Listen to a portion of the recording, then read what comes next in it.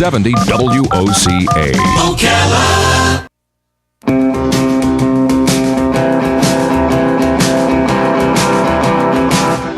Ocala, baby, what makes you look so good? Ocala, baby, what makes you look so good?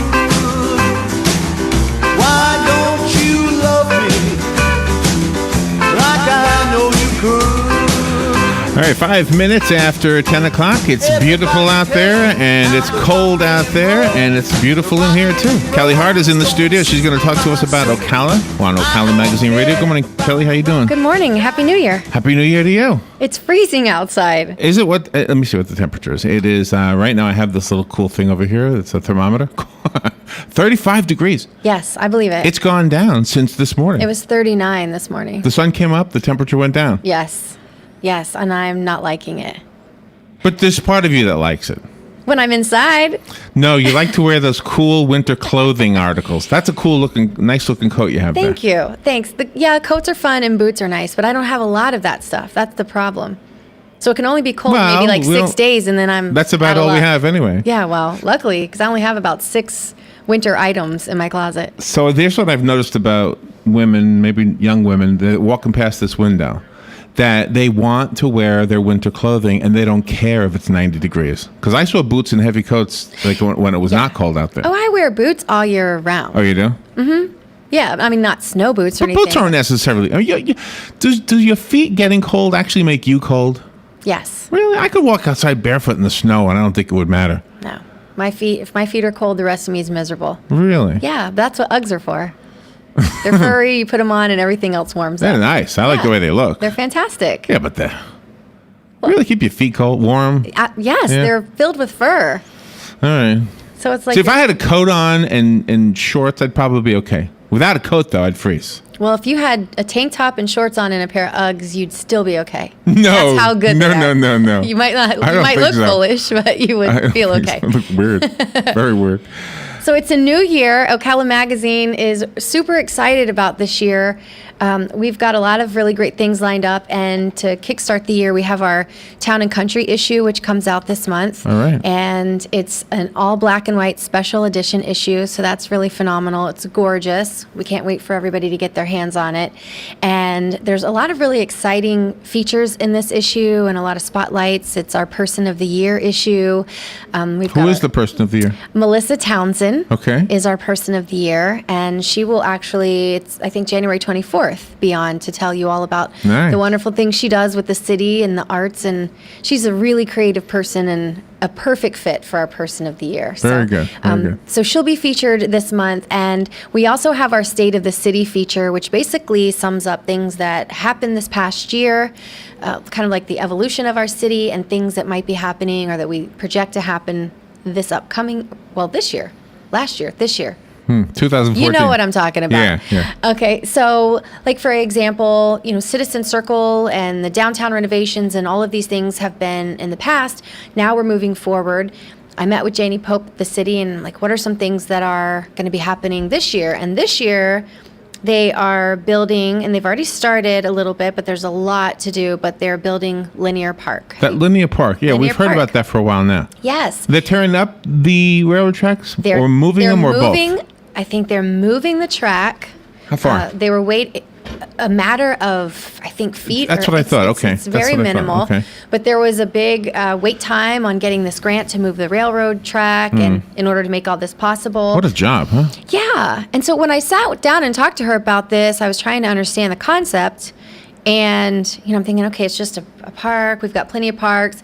But the more I talked to her about it, the more she explained it to me, the more it made sense, because the whole point is to move traffic, move bodies across 40 so that you experience not just the south side of downtown, but the north side, because the north is growing, the Gaslight District or the Gaslight District. And I don't understand the stigma that has Yeah. been attached to the north side of Silver Springs Boulevard down there. Yeah, well, now North Magnolia has got this big business district, then it's this gas lamp district. There's renderings of what it can and will look like with different parking lots and possibilities. And the city will even provide grants now for people, and not just on the north, but it seems to be more attractive to the people that are building businesses or renovating businesses in the north because the rejuvenation of that side of That would 40. be wonderful, really. Yeah. What is the scoop on the bank building that was supposedly purchased and is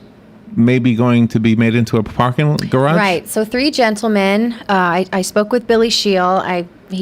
We met at Harry's one afternoon because I wanted to know the same thing. What's really happening? Because remember, there was a time about a year or two ago where there was a big talk about this parking garage and all these things happening, and we're going to build this big building on the old Right, chamber lot, right. and then it never happened. And Ocala gets disappointed when things like that happen because we get excited, Right. and then we get disappointed. Right. So I said, so what's really the deal? What's happening? So they've purchased the building where the Bank of America downtown bank is. Right. And the bank will stay the same. The bank will stay, there will be the tenants there. Nothing will change. But it's that lot right there behind the bank, attached to the bank, Okay. that will be a parking garage, a multi-level parking garage. Okay. And the hopes are, now there's talk about building a hotel where the chamber used to be in that lot, Okay. Okay. which means we'll have to move that big giant Christmas tree again next year. Yeah. Right. I'm sure it won't happen this year, but it is definitely in the works. So the discussion is to build a hotel with some retail space and vendor space right there on that lot, and then a bridge, like a little walkway connecting that hotel to the parking garage so that it's kind of all very convenient for people to get in and out of.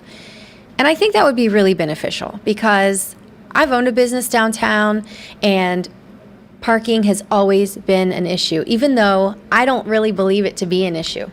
But we believe it's an issue. And as long as you believe it's an issue, I guess people will. It's an issue. They'll go somewhere else. It's an issue on Light Up Ocala. Yeah.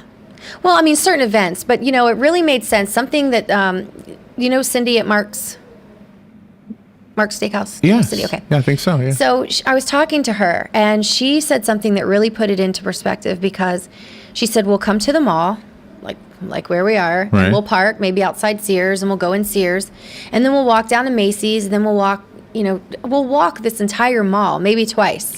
I understand where you're going. Okay? Yeah, that's a good point. And then we get our shopping done, and we go back to our car, and we don't think twice about it. That's funny. But we go downtown, Right. and we want to park right outside, right up. We want to park right That's near the gazebo. a very good point. Yes. And why? I mean, why not park over in the Sprint lot or, and walk the entire downtown, enjoy all the shops? It's the same thing except for people, for some reason, when you're at the mall, it makes sense to walk 5 miles and Yeah, park, right.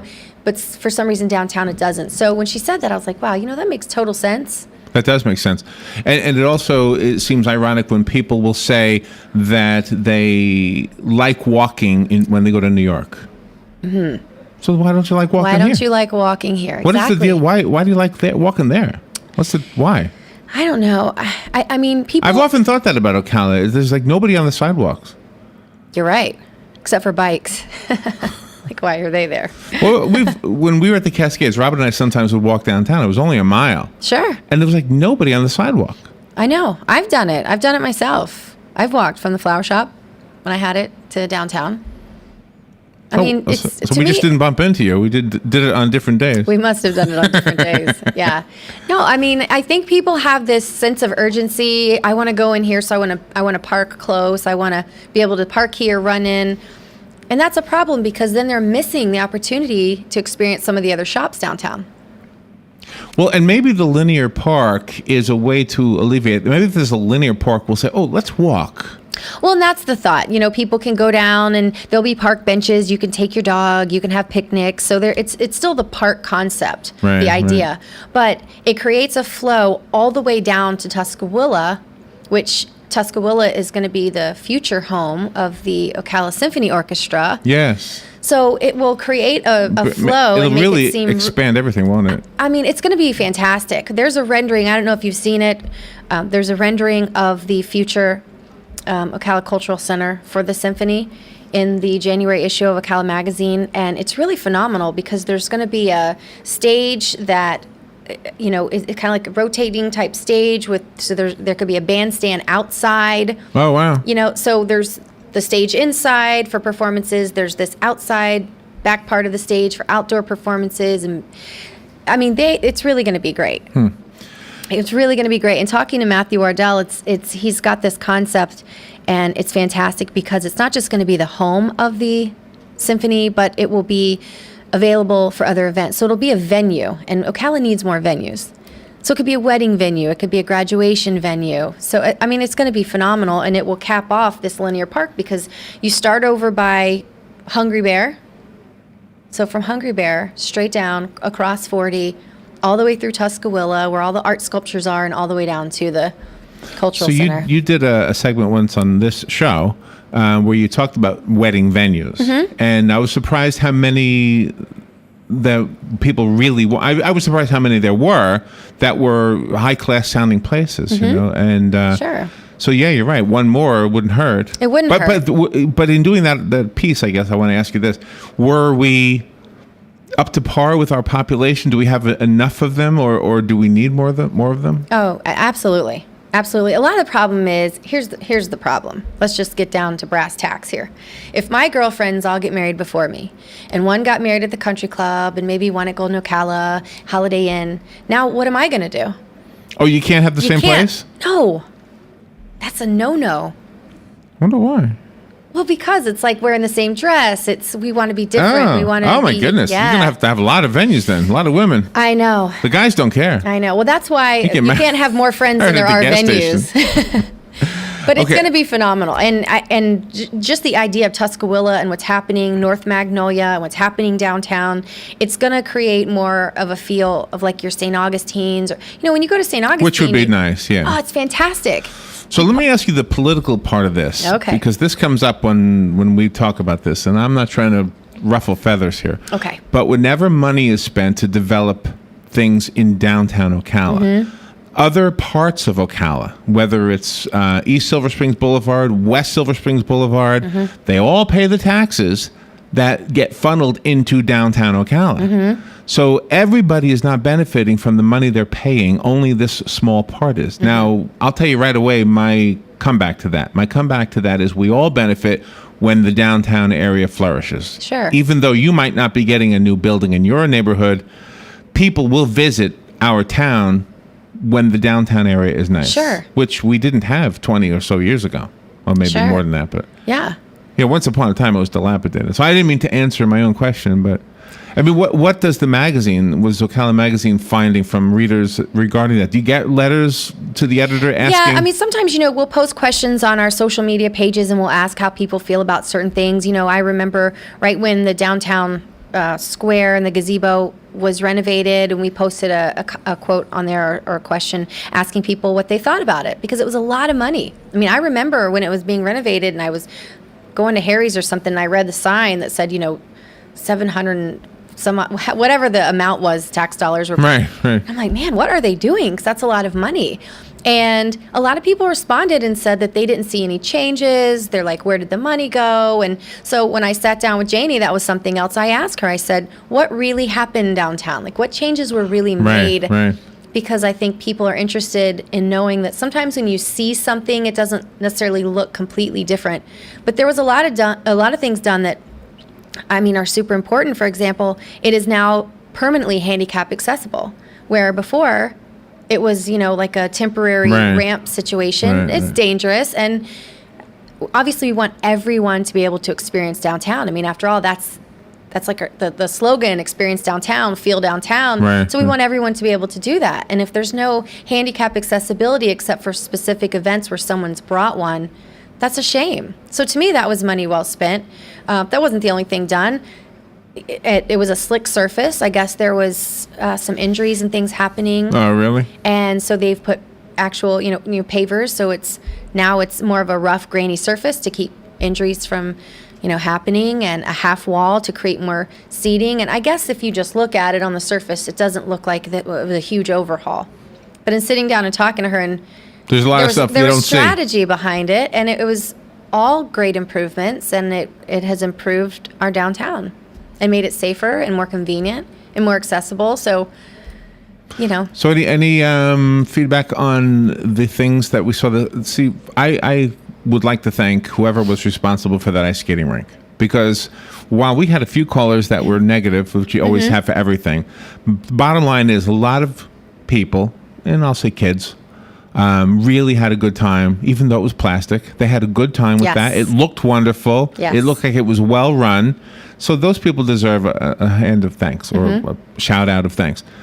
But did it make money? Did it make sense financially, or did that not matter? Well, here's what I do know. In the past, it has been an investment that was very temporary. For example, when we had the Ferris wheel, Right. that cost a lot of money, and then Right. it was gone. And then we had the ice skating rink at one time that was ice, and then it was gone. And what I do know is now the city owns that rink. So what was purchased okay. this year Okay. now belongs to the city. So it was a permanent investment. So next year we can hopefully expect to have it back, and they may want to add to it and expand it. I think they should. Did you skate on it? I didn't skate. I'm not a skater, but Lily went several times. And it was $5 or something. You get your skates, Yeah. you get out there. There was music playing. It was festive. It was fantastic. And the city owns this now. So we can expect to have it back with minimal investment, maybe maintenance or something. And hopefully an expansion of it, because at one point there were so many children on the rink, I thought, gosh, they're going to bump into one another. But it was fantastic. Right. And now I was trying to remember the girl's name, Brittany Bowe. Yes. She could make an appearance there. And Yes. kind of give it the stamp of approval from Yeah. an Olympic skater. Wouldn't that be awesome? Yeah. Yeah. Have something downtown for her, which I think, we should do. That's a no-brainer. But I think that it's just going to be, hopefully when people read and they see the things that are happening, like, for example, out on West Highway 27, the new FedEx project that's coming Right. out there, some people are like, oh, who cares? Well, think about the jobs that will be available. And it's just, anytime you see Ocala growing and new industries, you have to get excited. Okay, so with that, you have to mention the Yankee Stadium thing. Did the magazine get feedback from the readers about that? Well, I think everybody's biggest concern is their money. See, for example, the Ocala Symphony Orchestra and their cultural center, everybody kind of is like, oh, okay, they raised all their own money. We're talking $1.7 million, Yeah, right, and they're right, like right. 500,000 shy or something at this point. But they raised all that money. And so people are like, oh, that's great. Yeah, It's not yeah. going to cost us our tax dollars. That's fantastic. We're all for it. We're behind it. And then you propose the idea of, well, maybe it's going to be your tax dollars that will pay for something, and people really start to, then they form an opinion. Well, and my thought on that is that if it was up for a vote, I would vote for the half-cent tax, even though a lot of people hear me say that and say, oh, come on, don't say that, because I hate that idea. Yeah. Well, that's my vote.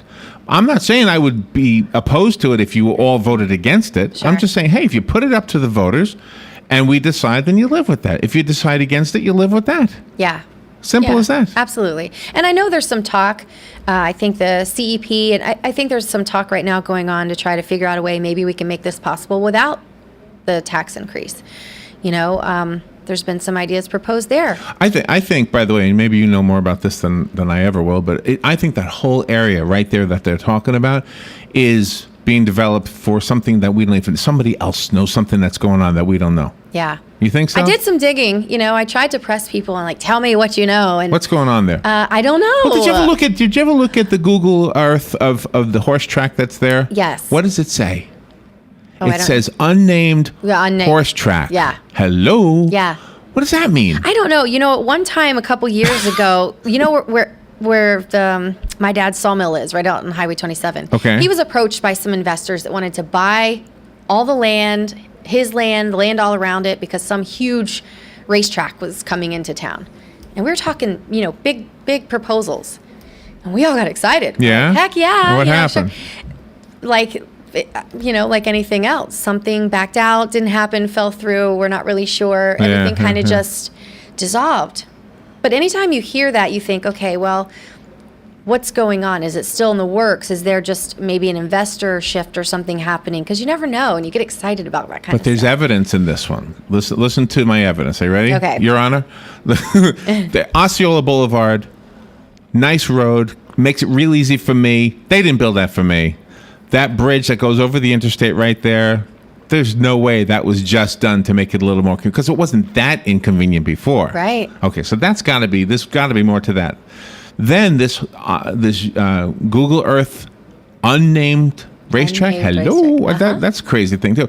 And then Yeah. these mysterious signs down that way that have testing. Yes. What the heck is that? I don't know. There's But I've so- seen it, and it creeps me out. There's some reason for that. Sure. Well, you know what I'm thinking it is. It's like when traffic is really heavy, there's going to be special instructions, like near Yankee Stadium Sure. in New York, or any place where traffic is sometimes Yeah. heavy, but not always heavy. So they're grooming us to pay attention to those signs. Or something, or just putting the signs up just to make sure that they're there. They're probably grooming us. Plus, there's a Publix going out over there across from Trinity Catholic, Yes. right? I think there's definitely strategy in all of that, but it's slowly unfolding. And so when things happen slowly, sometimes we just kind of take it for granted. We're like, oh, well, yeah, another Publix. There's like 50, so why not? Yeah. But there's reasons. There's people that their specific job is to understand the growth of a particular region and think, okay, it's going to be beneficial for us to spend Right. millions Right. to build another Publix. Why? And you know what I can't do? Think 50 years ahead. But some people do. They think 50 years ahead. Even though they're not going to be here, that's what they're doing. They're thinking that far ahead. Sure, there are. I heard this as a rumor, maybe you know for a fact or not, that Ocala Breeder Sales, we've got time, has already in place all the technology to put slot machines in there whenever that vote is finally made that we can do it. I have heard the same thing. That the hookups, whatever they need, it's all ready. All you got to do is move them in, plug them in, and we can go. Yeah, that's what I've heard. See, I wouldn't be so opposed to that. I wouldn't either. Yeah. Anything that's entertainment to me is benefit to my town. I mean, I love Ocala. And so, I mean, the idea of having a stadium, the idea of being able to go. I mean, how many times have we packed up and driven to the Hard Rock? It wouldn't be great to not have to do That's that, right. to enjoy it here. That's right. And Did you win? No, no, I'm not lucky that way. But it's fun, and we spend money, we eat, and there's gas involved, and then there's shopping and probably like getting a room and all these things that we have to do just to be able to go and spend a few hours, Yeah. At the slot machines or something. When if we could do that here, that'd be fantastic. I'm not Yeah. opposed to that at all. So the new magazine comes out. The new magazine will be out in a few days. We went to print yesterday, and I can't stress enough how beautiful the issue is. I mean, I always encourage everybody to pick up an Ocala magazine, of course, but this is a truly special issue. There is a photo essay in there that we call Portraits of Ocala, where we went out and we captured all types of different cultures and subcultures, age groups, different lifestyles, different merchants, to try to get a cross section of what we feel like sums up Ocala, and it's fantastic. Chris Red, our photographer, it's beautiful. And the Lady of the Year, is she the cover photo? No, she's not the cover photo. Bai Ling is our cover model. She's been in several different television programs, and Oh, okay. yep, she's an actress model, and so she has graced our cover. It's beautiful. Everything black and white from cover to cover. It's fantastic. Oh, really? Cover to cover, everything. Wow. Yes. That is It's very exciting. I don't know unique. why. I don't know why all black and white's exciting. It's very classy. It's beautiful. I mean, Ocala Magazine's always been the classiest magazine around, but I mean, this really just, it's fantastic. It's very artful and tasteful, and you'll want to keep it on your coffee table for sure.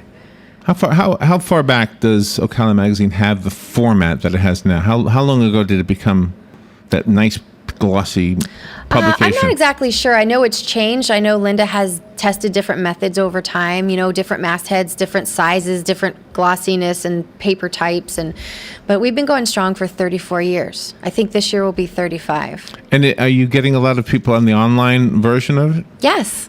Yes, we get a lot of really good feedback. I go to the online version now Sure. and then, but I prefer the handheld one. Yeah. I don't know why. Just Well, there's a lot of being people old, that I if they guess. can't get their hands on it right away, they want to go to the website because there's something they're looking for. They want to read up on something. They want to experience it. But there's nothing like having it and holding it in your hand, especially this January issue. It's beautiful. All right, all You will black love and it. white. All cover to black cover. and white, cover to cover. Wow. Yeah, and so we'll have a lot of wonderful guests this month that I'm really excited to introduce over time, and it's a fantastic issue, and we have some really exciting things lined up for the entire year. So it's going to be a fantastic year for So Ocala you Magazine. you can think a year ahead. You have to, sure. I think I can think maybe a week ahead. We're already thinking about Christmas. Are you? Yeah, there's a lot of planning that goes into that kind of Huh. stuff. So you don't think about it. Let us do all the I'll let thinking. you do it. Let us I do have it. to think 1/2 hour at a time. Okay. That's how my life is. Well, your life is in segments. Mine is in It is. issues. And you know when I'm in the real world and somebody decides they want to sit next to me because I do a talk show and they want to talk politics, it's like I don't have a clock. I can't do it. Yeah. I can't do it without a clock. Like, go. I can only stopwatch. if you're going to tell me, who you like in politics or who you hate in politics, okay. But 25 minutes from now, say goodbye. Yeah. How you guys doing over there? Good. It's good to see you. That's Galen's children. Oh, very cute. Well, Happy New Year, Larry. It's going to be an exciting year, and I'm happy to be here. And I encourage everybody to go to Facebook, Ocala Magazine, like our Facebook page, visit us on ocalamagazine.com, and please pick up a January issue. You'll love Sounds fun. Thank you, Cal. Always fun. Always fun. Thank you, Larry. Thank you for all you do for us. it. Thank you. We'll take a little break and we'll be right back. Ocala, baby, what makes you look so good? Why don't you love me like I know you could? You've got a garden and we've got a show for you called You've Got a Garden with your host, Master Gardener Carol Ann Baldwin. Carol Ann answers your questions about your flowers, your veggies, your grass, your trees, even questions about your bugs. And she's only on WOCA, so don't miss Carol Ann Baldwin and You've Got a